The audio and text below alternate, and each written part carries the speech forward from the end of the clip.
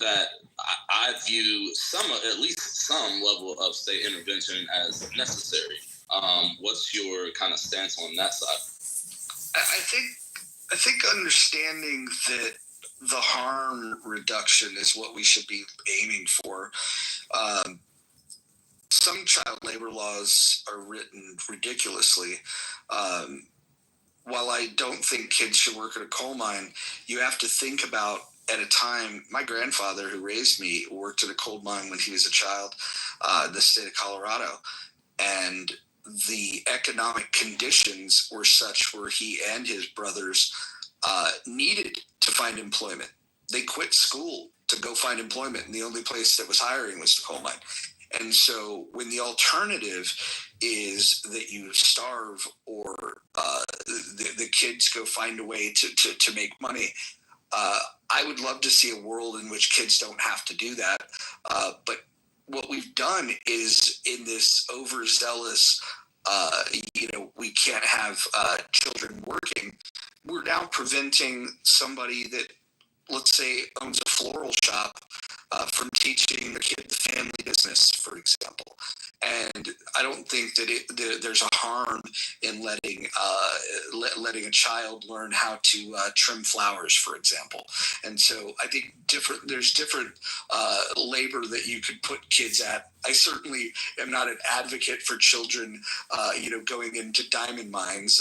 I'm not a supporter of that. But I also think that blaming the state for the lack of regulation is not really addressing the problem in the first place. The first thing that I would look to is, where were the parents that allowed their kid to go and work in the coal mine, and what were the parents doing? And then if their circumstances was so dire that working in the coal mine was actually going to improve the quality of their life, I think it would be immoral for the government to intervene in that. Okay. I'd like to hear your position on power away from the capital, the money, paychecks. What forces are in play that gives the powerful, say, a business owner, to make 400 times what his employee makes with let's say their staff is 10,000. How does that make sense that people just bow down like that? Well, why would we ever want to put a cap on what somebody, in comparison to what they pay someone? I mean, I can answer that, because when that's kind of the inherent issue, is when you have one person or this very small group of people. I'm not talking about small businesses, of course, but if you have a huge corporation, and the CEO is able to basically give themselves kind of whatever, and they're the business is successful, there's nothing stopping them from more equitably sharing those profits that business has made. I think in that sense, it's not that I'm advocating for a cap on what they can make. I'm more so advocating for a cap in the ratio, because the argument that people make is okay, if you're a CEO, you've got all this expertise, you know what it takes to run the business. I totally agree. People have no idea what goes into run, especially a really, really big company. So I'm with that, but is one person working 4,000? Are they 4,000 times working that much harder? 10,000 times harder? I mean, there should be some sort of Well, if somebody builds a business that allows them to hire employees, and employment is a two-way street. I put out a job rec, you apply to it, you come and interview for it. Typically, you'll comb your hair nice, you'll shave, and you'll put on your Sunday best, and you'll say, I want this job, knowing what the pay is. Nobody's asking you to work for nothing. In fact, they're not grabbing people with a net off the street to come work for them. People are coming to that business and saying, that job that you need done and the pay that you offer, I would like that. And so that's a contract. And so when the employees are applying for those jobs, and the prices are set based on the value of the work that gets done. And again, that value is not based on how much profit the business makes. It's based on how easily replaceable you are. If you're a warehouse a worker, or you're a driver, it's not to say that the work that you're doing isn't physically demanding. It just means that there's a lot of people that could do physically demanding work, or that they could drive the vehicle. All they need is a clean driving record, and we can get them to do that. If you can use GPS and you can unload the truck, and you're physically capable of doing that, there is a lot of people that can do that. And just the fact that you have the job doesn't mean that you're entitled to the money that the company makes. Where I think that we would find some common ground, and I think a better thing to look at is the role that government plays in these businesses. What you guys are asking for, it seems like, and you can correct me if I'm wrong, is some sort of regulation. You talk about ratios between C-level pay and the worker bee pay. I would rather have the government out of that, and I would also like the government to not provide subsidies to these businesses. I would also like to make sure that the taxpayer dollars are not going to bail out failed companies, especially in the banking sector, where when the bank is failing, we do a wealth transfer from the taxpayers to the banks, because the banks were in quote unquote crisis, and then the money that was given to them by the taxpayers, they then use to pay bonuses to the executives. There's definitely some obscene things that go on at corporations. There's no doubt about it.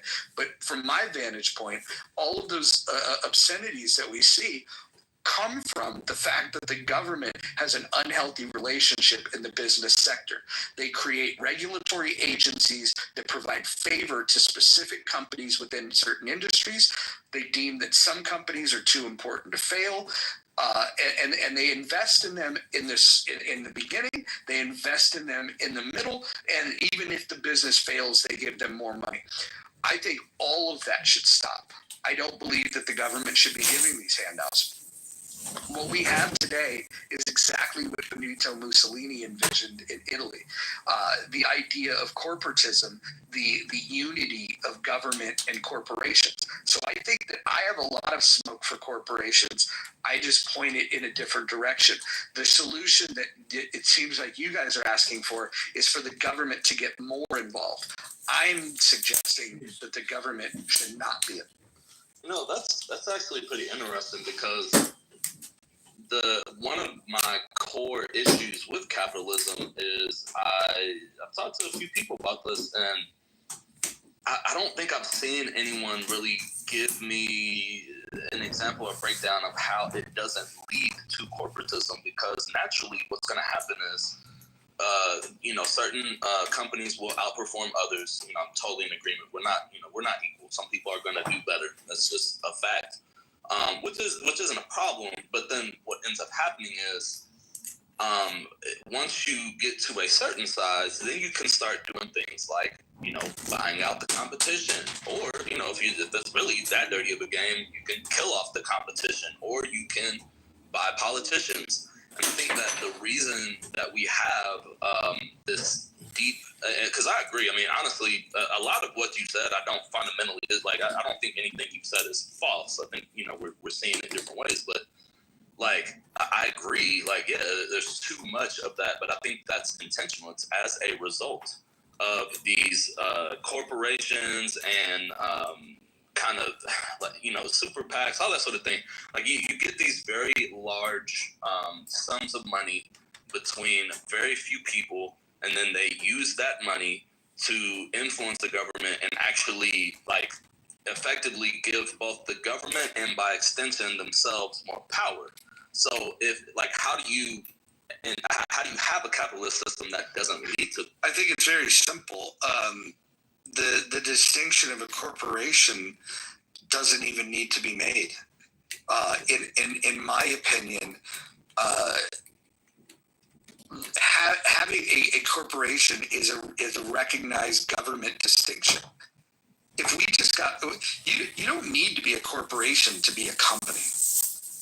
And then when you structure as a corporation, you now have different government protections. I don't want the companies to be protected by the government. The only thing I want them to be protected from is overregulation. When I look at the biggest expansion in the U.S. economy, it was a time when regulation was very non-existent. From 1870 to 1900, you saw the Industrial Revolution. We went right. We came out of we had slavery. Then we go through Reconstruction, and then all of a sudden we deregulate the market, and economic expansion is better than it's been in the entirety of human history in a 30-year period. And then the response to that was that we saw. Some companies made a lot of money. That made certain people very rich. Maybe we should put some regulations. And again, I'm going to be that guy. If you think about some people that want total control of the market, and then there's somebody like myself that's saying very, very little. Right? I'm a minimalist. I can make the argument for no interference at all. And there's going to be a meeting in the middle. I think what's happened is we've allowed the people that have scared people that these corporations are evil. And I don't think the corporations are fundamentally evil. I think it's the collusion between government and corporations that creates this problem. I cannot, for the life of me, and I challenge you guys, find one company in the entire history of the United States that became a monopoly in their industry without the assist of the government, without a subsidy or without regulatory favor or without some sort of infusion of cash or government contracts. Show me a company that became a monopoly that got there by without the government's help. And that's the problem. You don't see organic monopolies because when the government stays out of it, we do have competition. And when we have competition, what we see is more efficiency, what we see is lower cost, and what we see is innovation. We see everything moves in the positive direction when we increase competition. And if you want to increase competition, you have to deregulate them. That's definitely an interesting point. I think I'm going to have to look into that and see, because I definitely get what you're saying, and I can think of some examples as well. And really, I'm forgetting now, because I remember what was it, Ford versus Dodge, that like kind of led to it was like one of the foundational, I guess, legal outcomes that kind of led to the shareholder obligation thing. And I feel like, if I remember, there was even like interference in that whole thing, like where the government kind of effectively helped them in that sense. But anyway, no, that definitely makes sense. I think that is one of the issues, is the capitalism leading to corporatism, and I think that's the point that you've made. I can't really refute because I don't know. Without looking that up, I'd have to do some diving. But there's also the extraction. The other thing I wanted to touch on, and I think it was this MGK that was saying like, oh, okay, they do, bring 4,000 or 40,000 times more or whatever. I think this is where I guess me and the right fundamentally diverge, is because I don't think that that's possible. I do think that a person can probably, be 10 times better or 20 or maybe even 30 times. It can be some obscene number. Like if I was to play against LeBron James and you were to quantify how much better he is than me, I'm sure he's fucking 30, 40, 50 times better than me at fucking basketball. But could LeBron James beat 4,000 of me at basketball? Like, no, I don't give a fuck. He's fucking LeBron James, bro. Like, there's 4,000 of me. My point is, there gets to be a point where it's unrealistic to say that, just any ratio possible is quote unquote fair, because in order for that person to generate that much, even if they're doing everything right, even if they're a fucking great CEO and they're handling shit and they're a fucking genius, in order for that business to run, they are still utilizing the labor of other people. And I get what you're saying. Dwight, here's the issue, right? If the government stayed out of this, imagine the government stayed out of this. And imagine, let's say, think of a big company, like let's say an Amazon or a Google or just a big company, right? If a company was not paying their employees enough, right? In a truly free market where we don't overregulate, if one company was just crushing it, the employees could go to work for a competitor. And if a competitor was, let's say, in second place, let's say there's a market where there's 4 players, right? Let's say there's 4 major players that can do a particular product or service, right?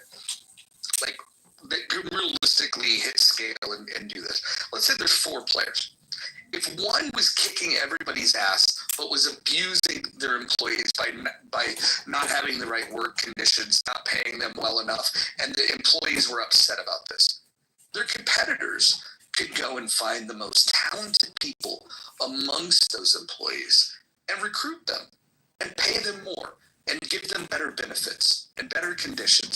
And by having the better people, you would innovate faster, you would make better products, you would be able to increase the value of what you're offering in the marketplace. And so I just have a hell of a lot more faith in the free market than I do in giving the decision making, because the question that you haven't answered is, if you think the CEO's ratio of pay is so out of whack with the employee, who do you think would make the most sense to have dominion over that company to say, moving forward, this is the cap? Who would you give the power to make those decisions? And where do they get the knowledge that they can intervene and make a decision on where that cap? Yeah, I think that could be something that, and of course, where we also differ is I'm obviously, pro government involvement to an extent, although not to the extent it is now. You have laws and regulations in place where maybe it's a range. Maybe for a smaller business, the ratio is like 9-to-1, or maybe if you have a business with 100,000 employees, maybe it's 100-to-1 or something like that. We can have we have economists, we have people that are way smarter than anybody in this room probably, that know all kinds of shit that can be utilized to help inform these decisions, so that the collective can make an informed decision. So Dwight, why do you think it's important to compare the pay of these distinctly different jobs? Why do you think that's important? What do you mean by that? Like different. So let's talk Amazon, right? Just to give an example, you have Jeff Bezos has a lot of money. Amazon does a ton of different things. Started off very innocently enough as a online bookstore, for those that remember, and now they provide web services. They're hyperscaler that businesses build upon, and then they also have Prime Video. They also have a delivery service. Small business owners can use their platform to sell their products. Amazon also sells their own garbage. They do a lot of things. Which worker at Amazon do you think deserves a salary that is 1/9 of Jeff Bezos? Like during the early times or now? Now. Do you think that warehouse work at Amazon should be more highly compensated than warehouse work, let's say, at some wholesale glass manufacturer for automobiles? Well, yeah. If the company is worth a certain amount, like I don't see the reason why you couldn't have it where there's And maybe, maybe for this example, we go with what you suggest, which is no minimum wage. But let's say, even if there is, let's say there's a minimum amount that you have to pay people because, whatever, regulation or law, whatever. Okay, if you're at Amazon and, the company is worth XYZ amount, well, the amount that the workers are able to be compensated can be scaled. And there's a lot of different ways you can achieve that. It doesn't necessarily have to be like a ratio of, worker to CEO. It could be Dwight, what about the incentive structure for the employees? If you got a job, let's say as an entry-level warehouse worker in an Amazon warehouse, rather than soliciting that the government get involved and even out these ratios and take some of Bezos' pay and give it to the warehouse workers, what about the obtaining new skills and working in that warehouse? You go from lifting boxes to getting certified to drive the forklift, which is going to get you an increase in pay. You stick around, you get your cost of living adjustment. Maybe you're such a hard worker that they recognize you and they make you a shift supervisor.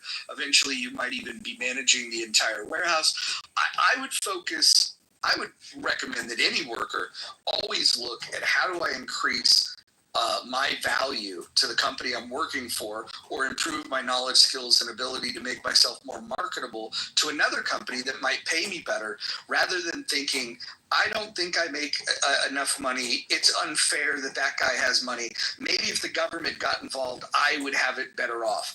I think that you have far more control, and it's a much better system where you create incentives where the person that builds the best mousetrap, markets the mousetrap the best and sells the most mousetraps, makes the most money.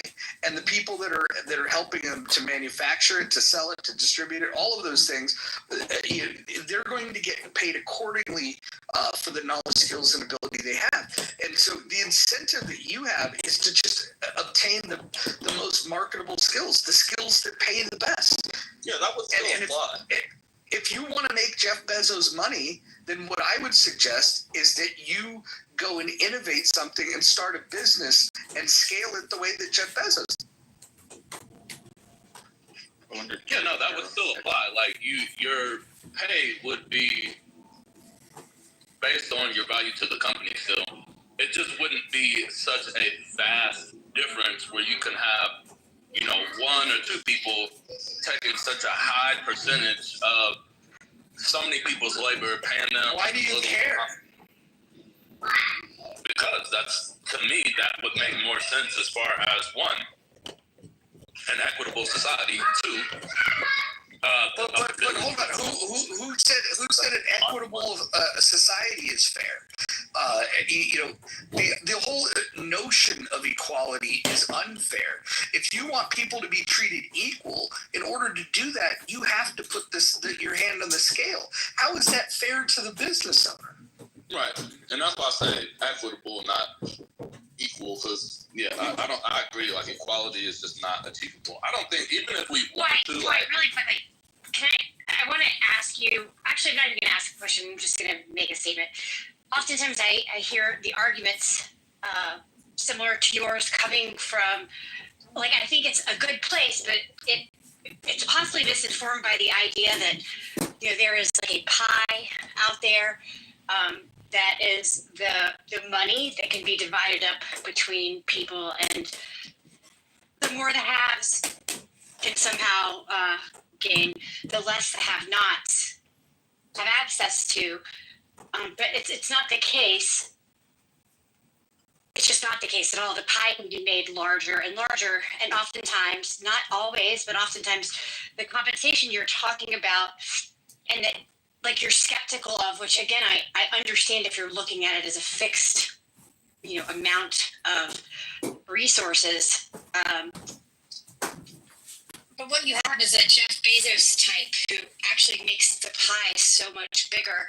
And if under those circumstances, I'm just curious, but again, I'm not going to ask if that would change the way that you see this at all. perceiving that income as a resource is not limited to one pool that can never grow or shrink. It's actually quite the opposite. Shrinking would be devastating, and so having these decisions in the wrong hands would have some really terrible outcomes. You're already skeptical of government interference in the way that impacts our markets and how these corporations operate. And so I'm just curious, thinking about that pie shrinking, since it is not fixed, and knowing that government influence can have negative impacts on it, why you would want more, because you've already agreed that yes, you appreciate regulation, but you don't like some of the outcomes of it, and see if in fact a Jeff Bezos type or someone in a position like that can actually make the pie much bigger, so that there is actually more pie to go around. How it shifts your calculus. Again, you don't have to answer it. It's more of like a thought experiment. Yeah, because I feel like you're coming from a fixed pie place. I definitely don't view it as fixed, and in fact, so basically, like if the Federal Reserve, right, wants to increase the amount of money in circulation, they do. I forget the exact product. Like this is stuff like I am familiar with, but hold on. So we're familiar enough with it. But hold on just a second. Hold on. Before you start doing this, like I don't want you to bring the Federal Reserve into it, because we're talking about.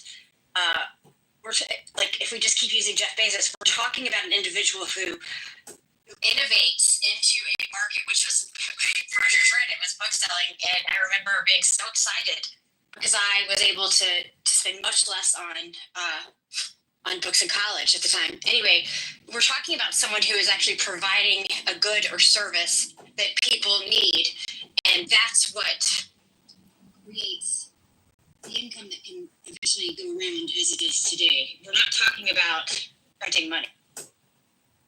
Well, what I'm saying is, when the pie expands, because you're talking about like production, but yeah, when the pie expands, both in terms of printing money and in terms of production, it still doesn't increase for the workers proportionately. Like that's why things are less affordable now. From the room. Like even when you account for inflation, things are less affordable I now can't get in there. I'm blocked. for the typical person than say X number of years ago. So it's just this isn't true. I mean, businesses as opposed to having one business does not make it does not explain. No, they took tanks in about few months after the October 7th, a few months afterwards, and they used fighter jets to go and typical person's like the median income today. I'm saying, I guess versus the median cost. I understand, but you're discussing something different, which is not what okay. So if you don't think that there is just one big pie out there, and that if Jeff Bezos takes $4 billion and he should have only taken one, that $3 billion have been taken out of the pockets of everybody else, and you think that pie isn't fixed, it can grow, it can shrink, etc. You don't need to go into inflation. You don't need to go into economic dynamics to. Well, I get what you're saying. Oh, did he cut out? I can't. I don't know if y'all can hear. I can't hear. We can hear you. Oh, okay. I didn't know if Kelly was done because it sounded like I didn't. The conversation does not need to change. We don't need to start talking about the Fed. We don't need to start talking about inflation. I mean, we could, but I wasn't trying to bring in more topics. I was just suggesting that people who appreciate that there is a fixed pie look at this differently than people who appreciate that can either grow or it can shrink. Right. No, I agree on that. I wasn't trying to necessarily go off on a tangent. I was just saying I agree with you on that point. I'm just saying when the pie grows, even in the way that you're discussing, it still is the same thing. It still is basically just disproportionately benefiting the few as opposed to the many. Because that's the thing. One of the arguments, because that would be my assumption about the point of making that argument. It's they provide all this value to society because they're actually increasing the size of the pie. And it's like, okay, yeah, that's cool and all, but if the increase in the pie is just disproportionately benefiting the few, then I don't see how that's Dwight, let me explain it a different way. Okay, so when you say that you want to change the way that these ratios are allocated, if you were to do that, because you have to think about there's top line revenue, there's bottom line revenue, right? And if you were to take, and let's say we did what you recommended, which is like the ratio can only be 9-1. You have to look at, and this is why employees should never make these calls, and government should absolutely not make these calls, is that you don't have the visibility into where that money would have been allocated otherwise. Like under the current system, they allocate money towards research and development of new products, to optimize and reduce the expense for the current products that they sell, to make the company even more profitable, and to be able to expand the business, which creates more jobs, which actually benefits the economy. You by creating jobs, they're doing their part. When you make this demand, you're essentially going to impact